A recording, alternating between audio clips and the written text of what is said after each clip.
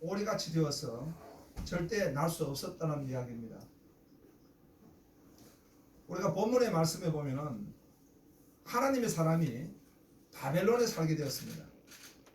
이 바벨론에서 어떻게 살아갈 것인가? 하나님의 사람이 바벨론 생존기입니다. 거기에는 두 가지 큰 은혜가 필요했습니다.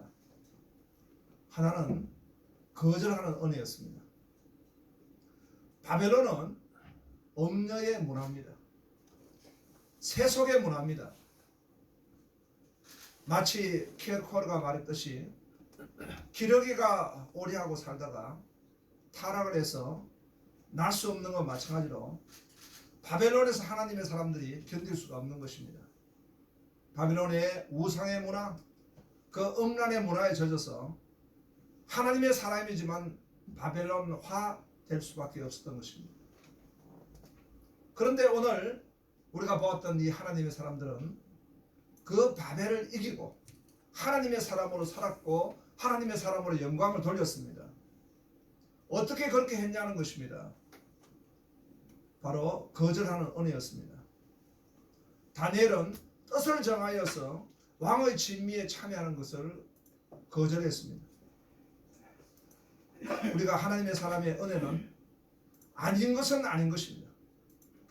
복 있는 사람은 악인의 꾀를 쫓지 않고 죄인의 길에 서지 않는 것입니다. 오만한 자의 자리에 앉지 않는 것입니다.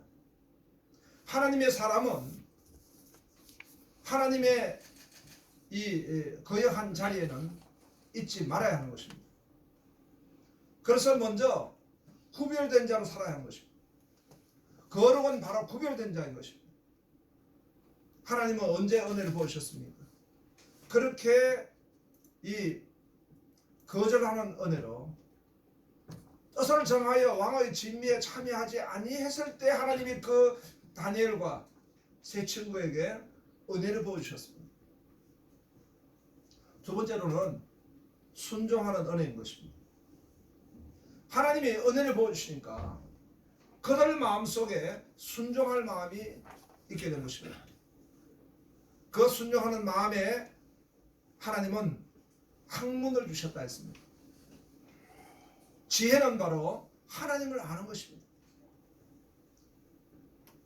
제임스 패커는 하나님을 아는 지식을 가지고 있는 사람은 하나님을 위하여 영광을 돌리고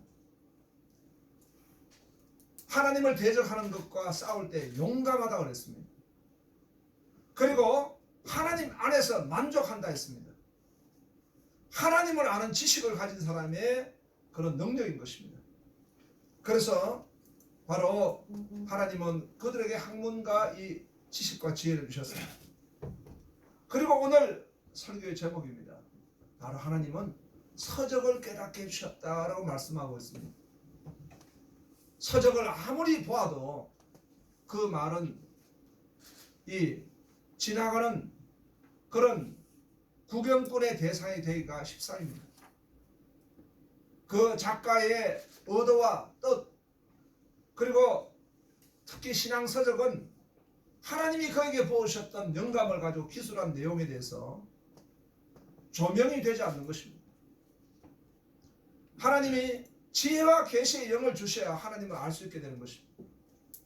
그래서 이 지식과 지혜를 받아야지만 깨닫게 되는 것입니다.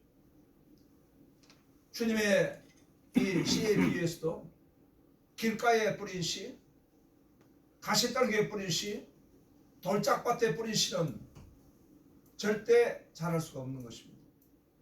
그런데 하나님의 은혜를 받을 때에 깨닫게 한 자는 30배, 60배, 100배 자란다고 말씀하셨습니다. 그래서 하나님의 큰 은혜는 무엇인가? 바로 이 서적을 깨닫게 해주시는 은혜. 이것이 바로 하나님의 은혜인 것입니다. 오늘 참가한 여러분들이 바로 이 서적을 깨닫게 해주시는 하나님의 은혜를 받았습니다. 내 지식과 내 총명과 내 명철로 우리가 서적을 대할 수 있겠지만 그렇게 해가지고는 하나님의 은혜를 깨달을 수가 없습니다. 또한 지속적으로 우리가 그 은혜를 덧입을 수가 없습니다. 하나님이 은혜를 부으셨기 때문에 우리는 이 서적을 깨닫는 은혜가 있게 된 것입니다.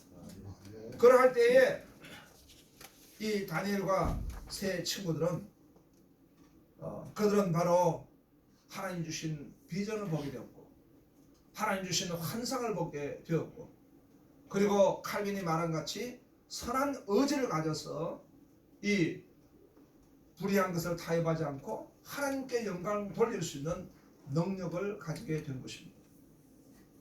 아무쪼록 이번에 이 독후감 대회에 참여하신 여러분들에게 하나님을 위하여서 거절하는 은혜와 그리고 순종하는 은혜를 받음으로 인해서 서적을 깨닫고 또 능력을 받아서 영광 돌린 여러분 되기를 주님의 이름으로 축원합니다. 아멘. 기도하겠습니다. 하나님